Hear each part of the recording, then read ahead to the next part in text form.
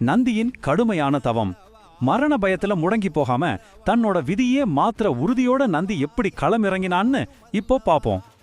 இப்போ இந்த இடத்துல நீங்க கவனிக்க வேண்டிய ரொம்ப முக்கியமான விஷயம் என்னன்னா, எந்த ஒரு சாதாரண சிறுவனும் தன் மரணத்தை பற்றி கேட்டா கண்டிப்பா அழுது புலம்புவான் இல்லையா? ஆனா நந்தி கொஞ்சம் கூட பயப்படவே இல்லை.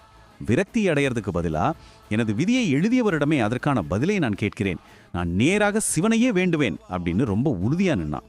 சிவன் மேல அவனுக்கு இருந்த அந்த அசைக்க முடியாத பக்தி அவனுக்கு ஒரு மாபெரும் உந்து சக்தியை கொடுத்துச்சு. அப்படியே அந்த சிறுவன் நேரா அடர்ந்த காட்டுக்குள்ள போனான். அங்க கொளுத்துற வெயில், கொட்டுற மழை எதையும் பொருட்படுத்தாம ரொம்ப கடுமையான தவத்துல உட்கார்ந்துட்டான். நாட்கள் போச்சு, மாதங்கள் மாறுச்சு, பல வருஷங்கள் உருண்டோடிச்சு. இரவும் பகலும் அவனோட கவனம் கொஞ்சம் கூட சிதறவே இல்லை. காலம் போக போக அவனோட அந்த ஆன்மீக பலம் அதிகமாகி அவனை சுத்தி இருந்த அந்த ஒளி வச்சம் ரொம்பவே பிரகாசமாகிட்டே வந்துச்சு. பகுதி 5 சிவனின்